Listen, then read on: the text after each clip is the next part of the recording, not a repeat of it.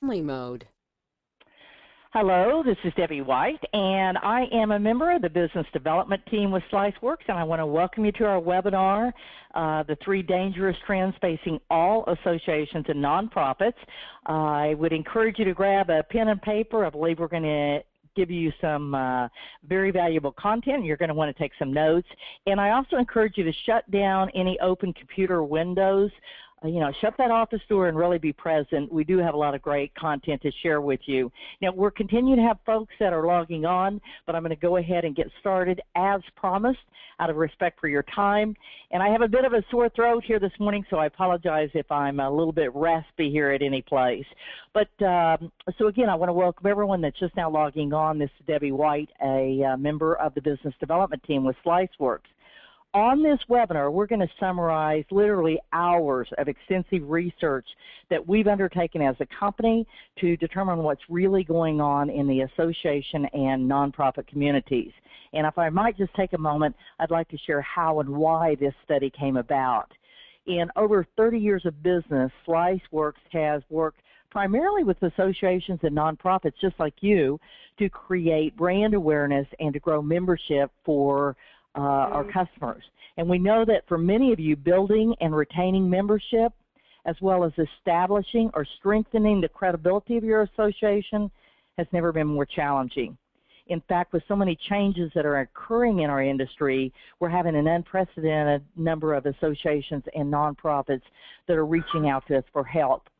And that is why we invested in this study, to make sure as a company that we fully understand the issues that our associations and nonprofit clients are facing. See, we believe in making a difference, and therefore we feel it's our obligation to make sure that all associations and nonprofits are as successful as possible. So let's get started. As a marketing director or other association executive, you'll not only understand the information that we're about to share, but you're in a position to do something about it by making strategic decisions about your marketing and communications. Now, the key in that statement is making the decision to take action. See, we aren't necessarily revealing ideas you haven't heard before. We're simply encouraging you to think about whether you've made the decision yet to take action and to address these important challenges. The 3 dangerous trends that we're going to be talking about in the webinar are trends that we are seeing that are causing so many organizations to struggle to retain their member base and to attract new, younger generations of members. Now, you're going to especially benefit from this information if you're a marketing director or other C-level association or nonprofit executive. Is the webinar a good investment of your time? Well, you're definitely in the right place. If you're unclear about how to attract that younger generation of members, if your members are unsure about how membership in your organization or nonprofit benefits them, and certainly if you're wrestling with change and not really feeling in control. Here's what you'll learn today: how to quickly calculate your association's retention rate, loss rate, and turnover to determine your association's expected lifespan as you are currently operating. You're going to walk away knowing exactly how to build trust and engage your current members, as well as inspire prospective members to take action and join your organization. And you'll also learn the 5 keys to attracting younger members and why they are the economic engine of our future. Now, we're going to give you a lot of great information in the webinar. Some of you, that will be exactly what you need. For others, you may want to take this information further, and I promise you that we'll share with you how to do that before the end of our time together. So let's identify these 3 dangers, and then I'm turning the call over to Kathy Rabel, our CEO and social media expert, and Dick Rabel, our president and creative director, who will share the solutions to these dangers. Danger number 1 is resisting or ignoring the necessity to change. Now, in association circles, we often hear the mantra, well, we've always done it this way. Sarah Slatic, association leadership expert, in her top-selling book, The End of Membership as We Know It, has an entire chapter of her book that's dedicated to embracing change. And she says, of course it's easier to keep doing things as you've always done them. So why change? Well, amid declining membership, market share, and plummeting revenues, many associations stand frozen in fear or swearing up and down there's nothing different or better that could be done to solve their problems. And as they are doing this, she says, they are ensuring their association's demise. Now, unfortunately, our research confirms what Sarah Sladek described so thoroughly in her book, that associations do lean toward the status quo because it's safe. See, when we resist or ignore necessary changes, we typically become reactive instead of proactive. And then the only response that we can muster in any kind of crisis is to just put out fires rather than building and planning for the days ahead. And when you become consumed with putting out fires instead of planning, your communication becomes fragmented, and then your members and potential members begin getting mixed signals from you. And being reactive instead of proactive almost certainly leads to what we like to call the BBB syndrome, and that's otherwise known as the being busy syndrome. BBB is a big threat when an industry is in the midst of profound change like we are. And the biggest danger of BBB is we don't even realize how inefficient and unproductive we become because we're functioning in a random manner. See, we work with groups just like you every day, and we do understand that integrating old and new certainly is a challenge. But you can't afford to operate randomly. Your actions need to be purposeful because everything about the way you've done things in the past is being challenged. If your organization isn't adapting to the critical changes that our new environment is demanding, how long will it be before your members and prospects start seeing you as irrelevant or non-responsive? If we turn to the experts, the number one rule they agree on when you're in a changing market or environment is to become proactive. And what does that really mean? First and foremost, it means to begin with the end in mind.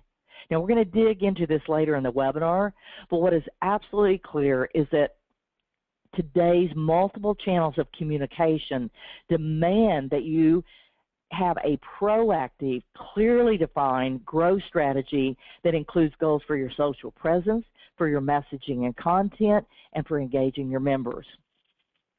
Now, danger number two is not expressing clearly who you are, why you do what you do, and honestly, why anyone should care. Now, you likely have a written vision or mission statement, but is why you do what you do woven into the fabric of all of your conversations? Because it's the why you do what you do that connects you emotionally to your members. Philip Kotler, a leading nonprofit marketing expert, writes, a brand is defined as a promise of value. What's your promise to your members or donors? How do you inspire them to see that they are a part of something bigger than themselves? When associations don't communicate clearly why they do what they do, they aren't able to attract members who believe what they believe, making it very difficult to communicate why you exist and, honestly, why anyone should care. Without a laser focus on your cause, your belief, and your purpose, members are at a loss to explain why they belong to your organization and what benefits they receive by affiliation. See, the challenge is refining our communications to capture a compelling story that virtually forecasts the future to members. Starting with why you do what you do is the most effective way to differentiate yourself and can help you recapture your compelling story. Now, Kathy Rabel will share some exciting ways on how to express your why and weave it into your conversations in just a few moments. But let's look last at danger number three, and that is to not strategically attract and engage younger generations of members. There are two key factors that have forever changed the way associations relate and how members engage with you, and that's technology and the demographic shift. So let's just consider technology for a moment. Experts agree that everything done in the past 50 years has changed in the last 5 years. Entire generations that have never known life without technology are now entering the workforce. And we are all continually being challenged to adapt and integrate new technologies into the ways that we think and operate as an organization. Now, here's the challenge. While most associations list networking and education as the two key benefits to join their organization, technology is giving your audience, and especially the millennials who are taking advantage of it, unprecedented access to both networks and information without your organization's help. And then if we look to demographics, we find for the first time in history, 4 generations are working side by side in the workplace. That's the traditionalists, the boomers, Gen X, and Gen Y. And you may not have stopped to realize that from now until 2030, every 8 seconds, someone will turn 65. America's 78 million baby boomers began turning 65 in 2011. And they're doing so at a rate of 1 every 10 seconds, every single day for the next 19 years. See, this shift in human capital is already changing the demographics of association membership. So think about this. With talent turnover, in other words, the loss of critical knowledge through the exodus of board members, committee chairs, and even dedicated volunteers, it's creating a gap in clear succession planning, and it's becoming more and more of a challenge to fill those valuable positions that are being vacated by boomers. Clearly, the experts are telling us that now is not the time to insist this is the way we've always done it. Now, we're going to talk about 5 keys to attracting those younger generations in more depth a little bit further in the webinar. So let's just roll up our sleeves now and discuss some actionable steps that you can take to overcome these challenges. And I'd like to turn the webinar now to Kathy Rabel. Kathy is our CEO and social media expert. She truly loves helping our clients reach their goals by conveying their story with interactive media. She's a certified member of the Social Media Institute, and social media maven Mari Smith says that Kathy thoroughly understands how to make social media a part of a dynamic marketing plan. So I'm sure you can see she's a very valuable part of our team at SliceWorks. So Kathy, I welcome you, and I'll turn the webinar to you now. Thanks so much, Deb, and thanks everybody for being here with us today. We're really excited to share what we have for you. Typically, as Debbie was talking about, the challenge of change, we respond to change in one of 4 ways. We can either respond with denial and bury our heads in the sand, or we might respond in fear, which freezes us with an inability to do anything, or we can accept change, and even better, we can decide to take action. So if danger number 1 is resisting or ignoring the necessity to change, then the solution is to begin with the end in mind by becoming proactive, directing our focus onto goals and solutions rather than problems and setbacks. But sometimes taking that step forward can feel a bit uncomfortable and even risky to us. As we said earlier, our research has found that so many changes occurring in the industry that all organizations and nonprofits are experiencing and going through some significant transformation. Now, I'm sure that most of you keep track of your numbers to know whether your organization is experiencing growth. However, if your association is feeling the strain of maintaining enrollment, or you're unsure whether you're falling behind because your numbers are all over the place, we'd like to share some formulas to help identify trends that track your organization's retention, your loss rate, and a projected life expectancy if your numbers are in decline. These numbers could indicate just how timely a change may be to your association or nonprofit. And the really great thing is that it can become solid evidence that you can use to approach your staff and even your board of directors to show that a change in direction is truly needed, because we all know that the numbers don't lie. This 3-step formula calculates your association's expected lifespan based on your present circumstances and trends looking back for at least 5 years. Now, the first step is to calculate your association's retention rate. How many members you retain each year is a critical indicator of the health of your association and the culture among your members. It's also important because retention costs so much less than the recruiting. So to identify trends, you want to make sure that you calculate these numbers over a span of at least 5 years. To determine your association's retention rate, you take the number of renewals and divide it by your total membership, that is the number eligible to renew, and multiply that number by 100 to create your percentage. Then again, you repeat this calculation looking back over the previous 4 years. Looking at the example on this slide, if we have 920 of 1,000 members renew, your retention rate will be 92%. The next step is to calculate your association's loss rate. This calculation will determine how many members dropped their membership in this last year. And again, you want to calculate those numbers over a period of at least 5 years. So you take the number of dropped members from 1 year, divide it by your total membership for that year, again, the number eligible to renew, and then you divide that number, multiply that number by 100 again to make a percentage, and repeat that for the previous 4 years. So if you look at our slide, here's our example. If 80 members drop out from an eligible renewal base of 1,000, then your loss rate is at 8%. This third and final step is to calculate your turnover rate, and this is the most important number, but you can't get to this without the first two calculations. This is your association's life expectancy, the time in which your association would cease to exist if you continue to lose members and fail to reduce that loss rate. To determine your association's turnover period in years, you divide the number 100 by your loss rate. And to assist you with these calculations, we have put together a worksheet that includes all the formulas, and this will be downloadable at the end of this webinar, but you'll also receive a follow-up email in the next 2 days that will give you links to where you can find these worksheets, because we have another one we're going to share with you.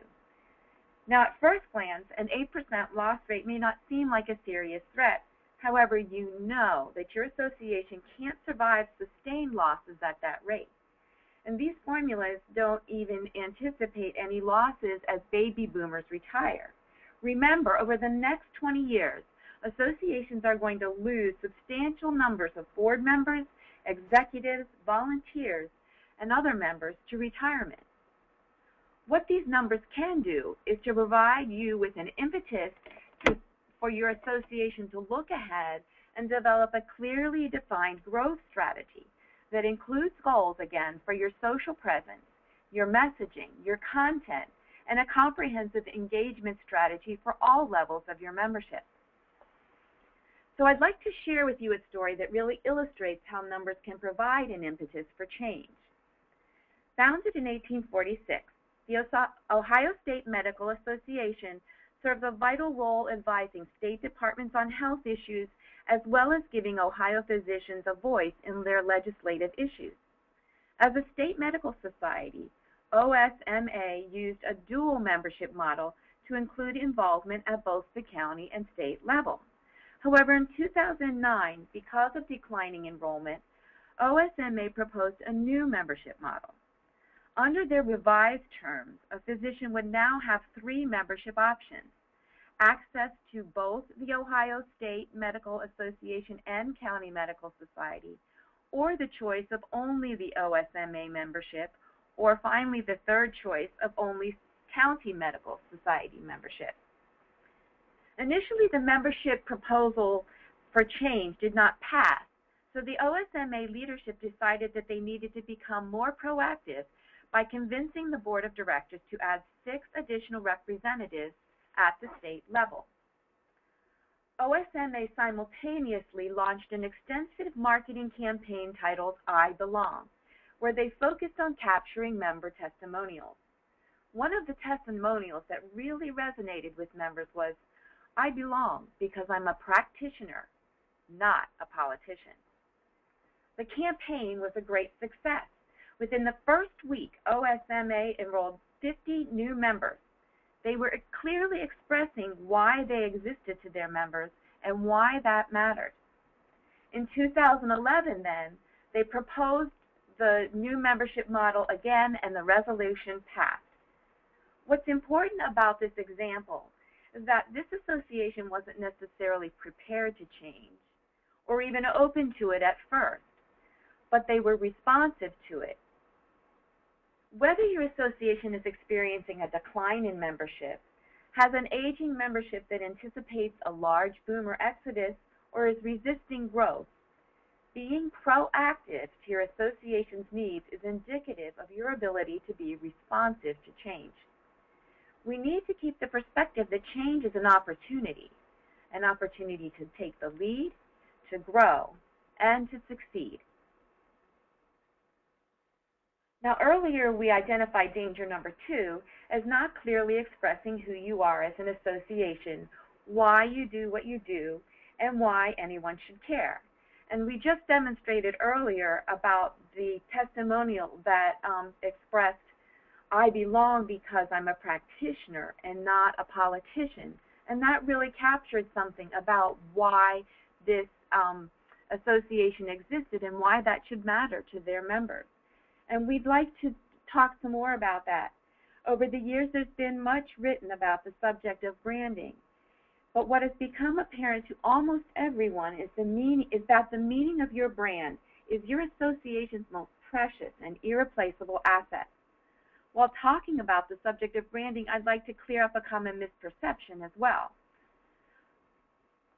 What your brand means to your members is every bit as important, if not more so, than the function of your organization.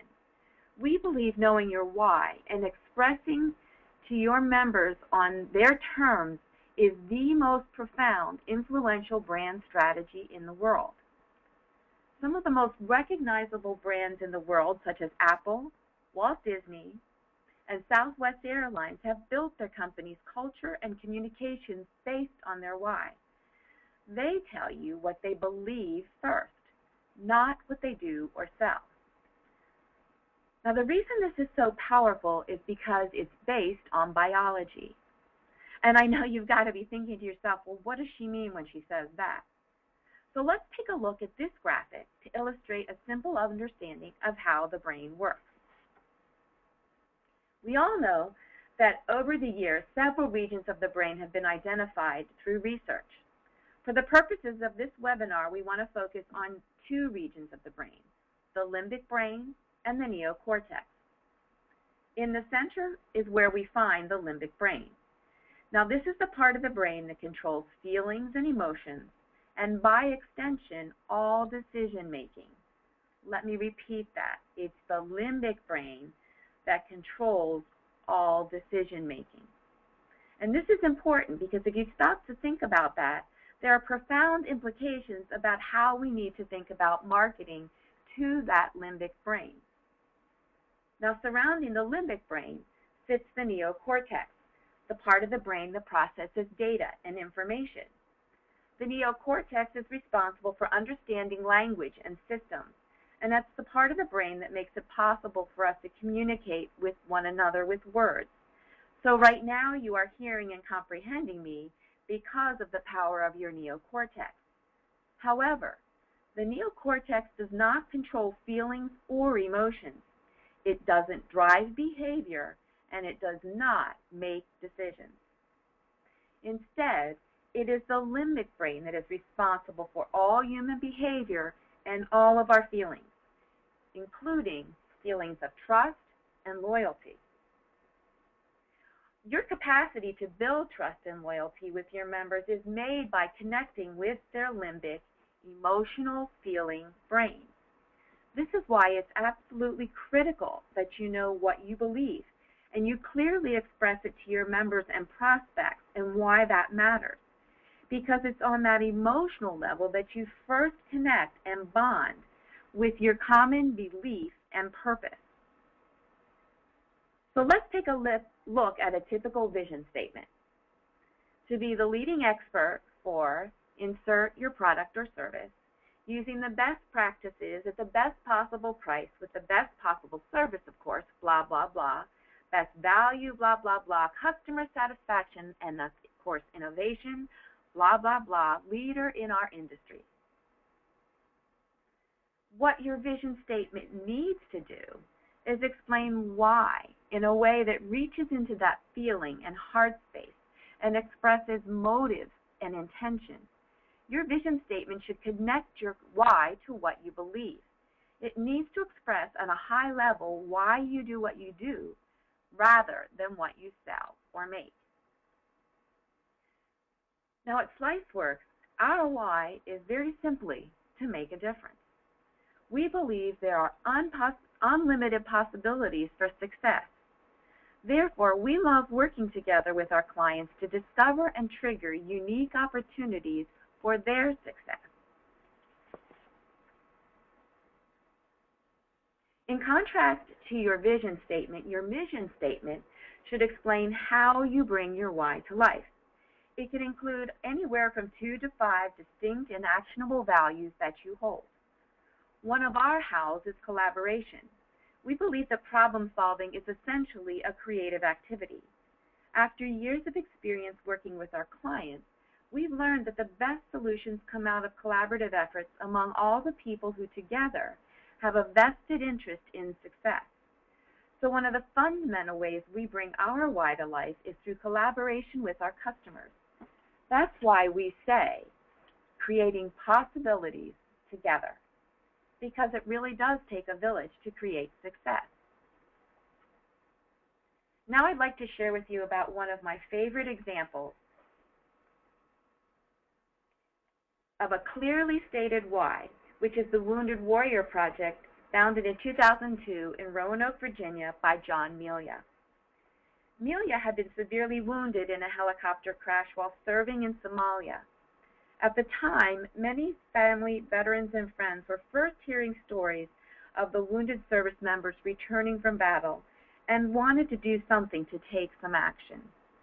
So what began as an outreach to provide comfort items to wounded service members returning home has now grown into a comprehensive rehabilitative agenda that assists warriors recover and transition back to civilian life. Now, obviously, their why is also to make a difference. Their vision statement is to honor and empower wounded warriors of the U.S. Armed Services. Their how, or mission, the way they bring their why to life, is through advocacy, service, support, and unity. And their tagline is the greatest casualty is being forgotten.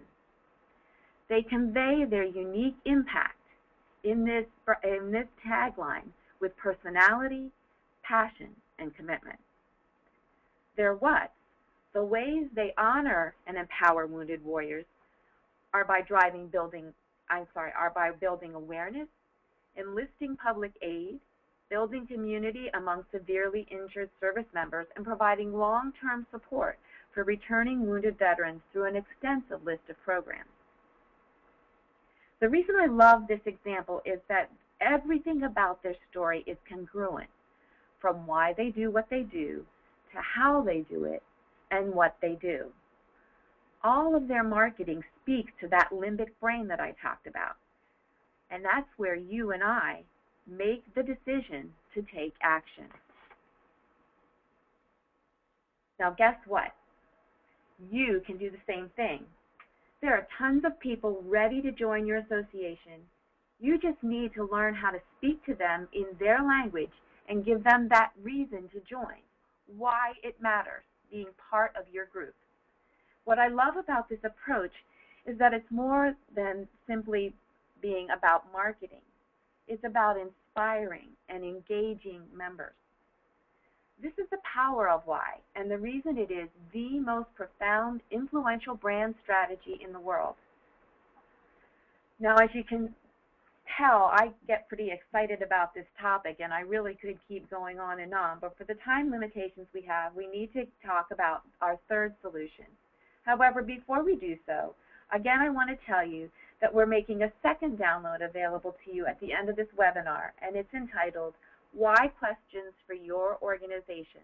And again, you'll see that link in a follow-up email in about 2 days so that you can get to those downloads.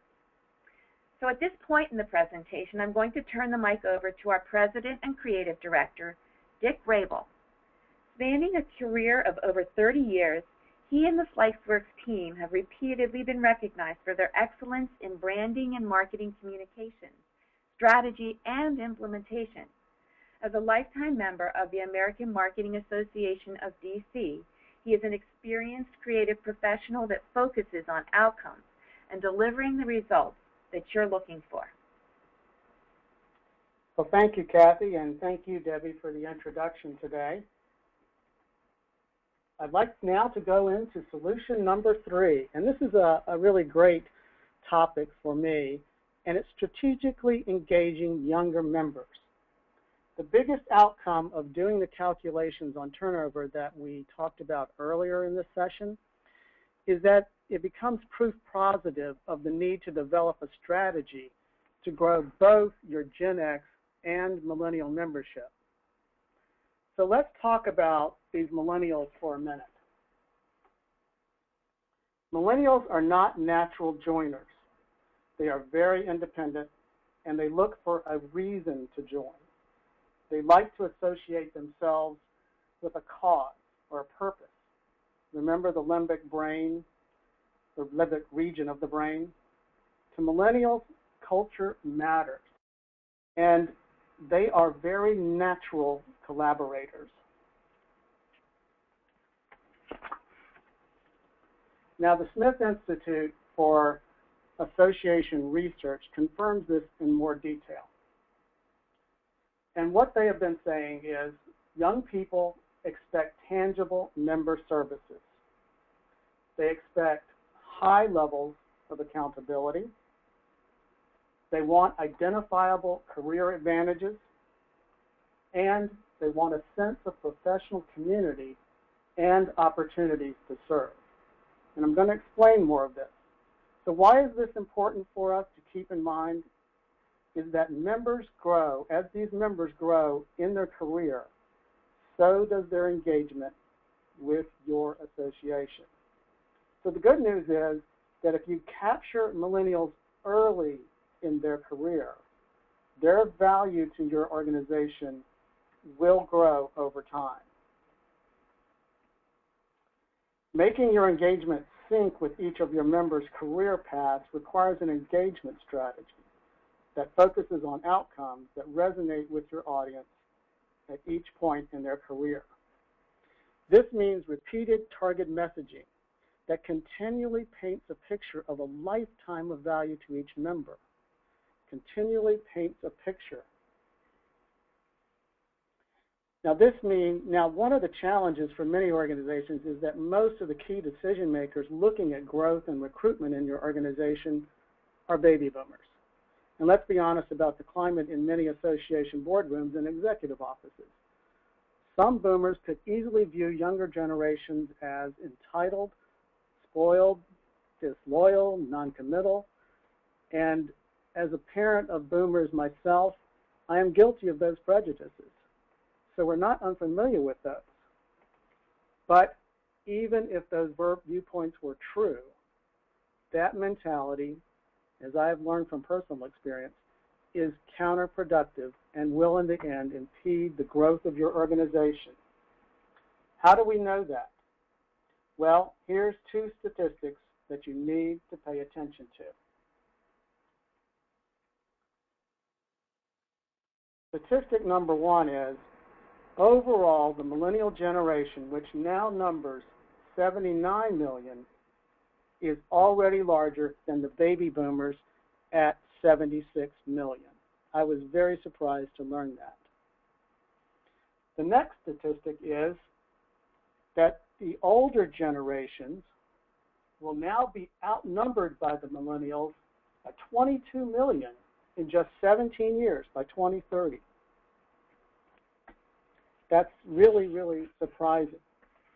And to give you a clearer picture of what this means, consider this example. We want to share these results as an example of what we have seen in numerous campaigns. In 2012, we began working on a brand awareness campaign for a national trade association. We conducted an online member survey and had a really good response of almost 15%, which is really good. Despite the successful response rate, we want to draw your attention to the demographics as they relate to engaging members across the generations. Now, 46% of their respondents were between the ages of 50 and 59, meaning they'll be retiring over the next 10 years. 30% were over 60, meaning they're already or near retirement. And 17% were 40 to 49. So only 7% of their respondents were under 40. That's a whopping 93% of those that responded to the online survey were over the age of 40. So to be clear, these percentages do not accurately represent the true demographics of the trade association. However, what it does demonstrate is that overall, their millennials seem to be sending a message that an online survey is not the way to engage them in conversation about what's important to them, about their membership and their business. So why is addressing this disconnect so important? And here's the big statement I'd like to make. Millennials are the economic engine of the future. They are the economic engine of the future. Did you know that millennials already shell out and influence the expenditure of hundreds of billions of dollars annually, an amount that is only going to increase as they enter into their peak spending years?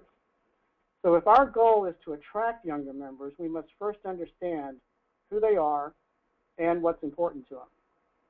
So let's talk about creating a strategy to specifically attract and engage these millennials.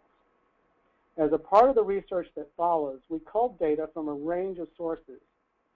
And this is what you're going to see on the slide, the sources that we have. And these are important groups that captured trends, attitudes, and mindsets to help us understand this millennial profile. So the 5 key insights we uncovered about millennial behaviors and habits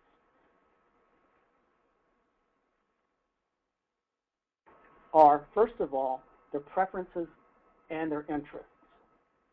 The top 3 interests among millennials are fashion, cooking, and anything related to the performing arts. I'll repeat that: fashion, cooking, and anything related to the performing arts. Now, to anyone who's ever helped fund the wardrobe of a millennial understands that their interest in fashion, how high it is, and that's no surprise. But here's an interesting story. Goodwill of Washington figured out what this meant to this younger audience, and they created a fashionista blog and a Twitter site.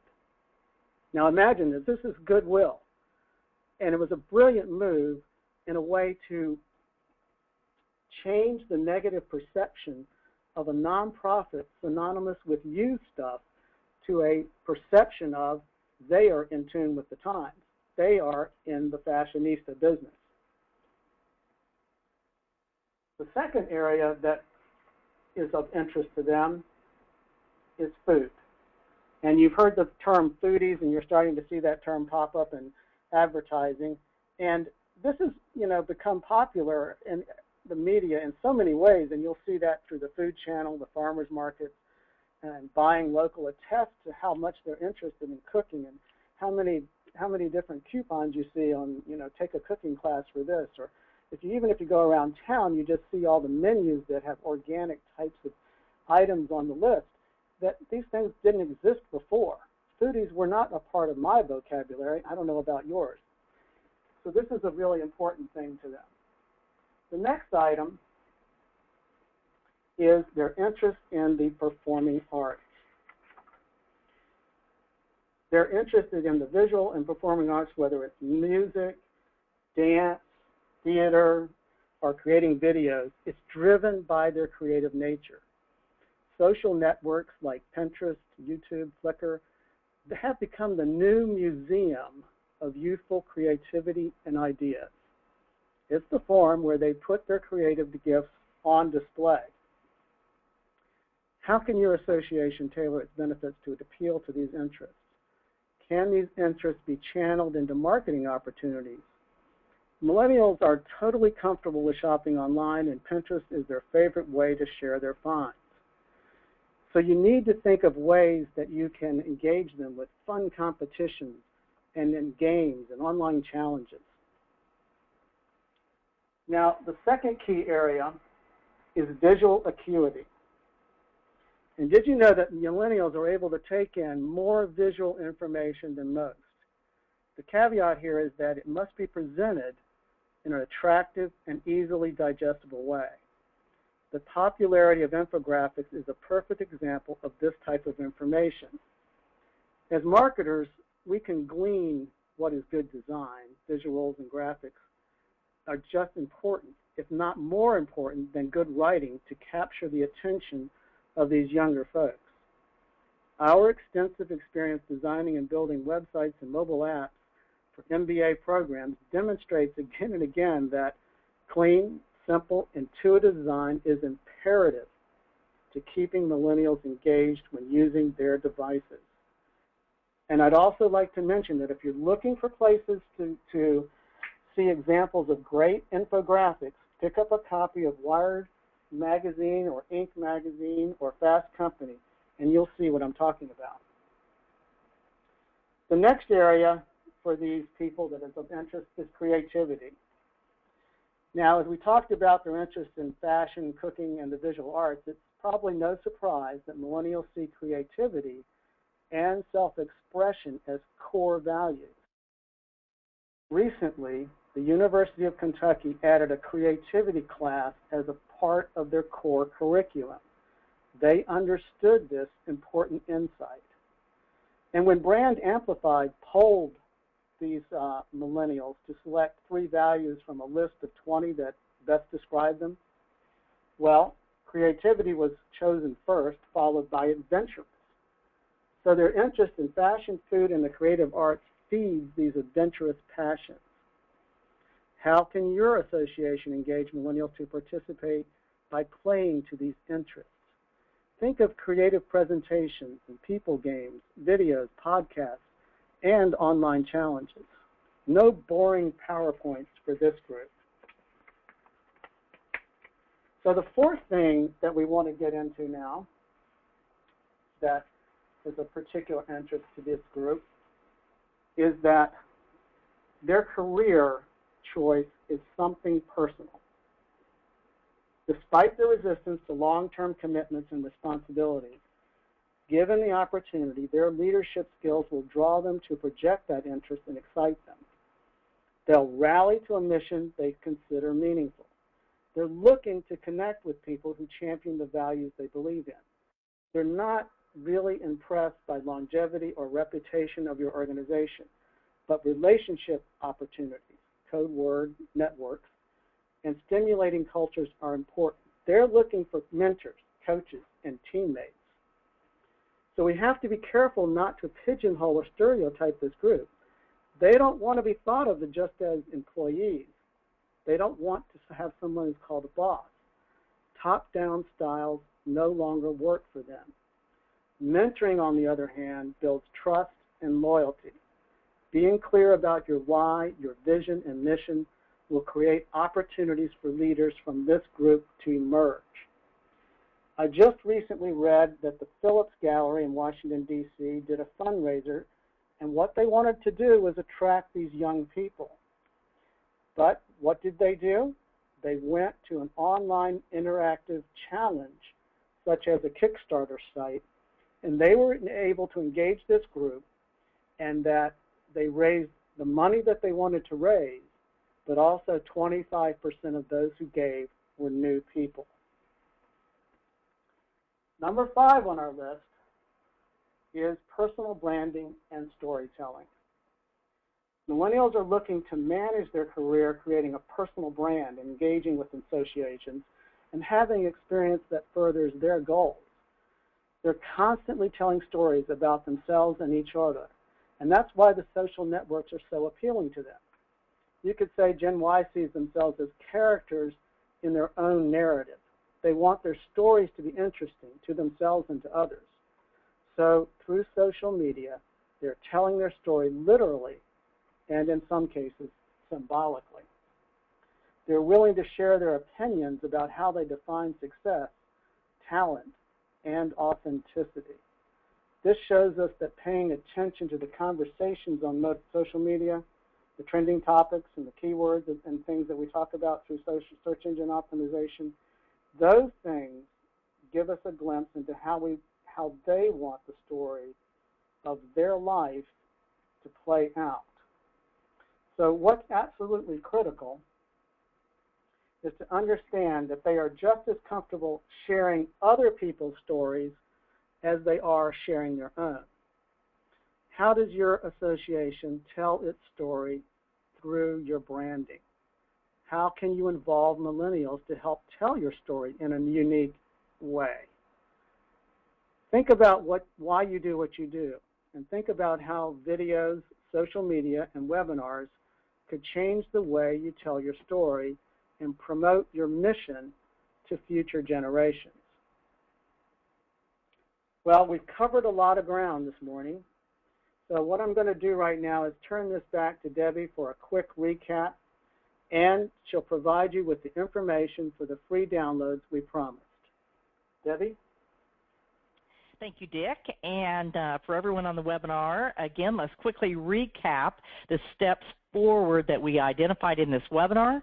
Our solution to danger number one, which is the danger of resisting or ignoring the necessity to change, is by being proactive, developing, and clearly defining a growth strategy that includes goals for your social presence, your messaging, your content, and a comprehensive engagement strategy for all levels of your membership. Change is a challenge, but change is also an opportunity. Now, if danger number two is not expressing clearly who you are, why you do what you do, and why anyone should care, our solution is having a brand strategy that includes clearly expressing your why, constantly massaging the message, and then weaving it everywhere into the fabric of your culture. This becomes a repetitive process of constantly refining communications so that you can capture compelling stories that will forecast the future to your members. And then finally, our remedy for danger number three of not strategically attracting and engaging younger generations of members is to develop a targeted communication plan, a plan that syncs membership outcomes that resonate to each audience in each career stage, and thus repeatedly painting a picture of lifetime of value to each member. Just think about why you do what you do and how to inspire the creative drive of your members using video, social media, and interactive webinars to tell your brand story and promote your mission to future generations. So I want to just thank everyone for joining us on the webinar today. And one last thing I want to mention, I know we tried to give you the best summary that we possibly could of literally months of extensive research on this short webinar. And we know in a group webinar setting such as this, you often have specific questions that relate to your association or nonprofit that we just can't field in this time frame. We'd be more than happy to answer any specific questions that you have, and here's how we can do that. We want to extend to you the opportunity to take advantage of a complimentary, there's no obligation, but a strategy consultation. If you go to www.slice-works.com and click on the purple button, you can register for the complimentary strategy session there. In fact, we're just entering, Dick will enter the link in the chat box right now as well. But fill out your information so that we can get back to you to set up your appointment, and Dick and Kathy Rabel will personally get on the phone or meet with you to clarify anything in the webinar, to answer any questions, and to certainly discuss concerns that you have specific to your group. Now, our only requirement is that attendees to the meeting are key decision makers within your organization. You know, we've helped dozens of organizations and nonprofits just like you. We love to hear about your specific goals and the results that you're looking for. And so feel free to reach out to us. We'd love to do a complimentary strategy session. Just go to www.slice-works.com. And then for the free downloads that we promised during the webinar, just go to the link that we'll be showing here on the screen in just a moment. And we'll also be, I believe, following up with that link as well as Kathy mentioned in a follow-up email. So this is Debbie White, and again, on behalf of myself, Dick Rabel, Kathy Rabel, and the entire SliceWorks team, we want to thank you for joining us and to wish you to have a good day. Thank you so much.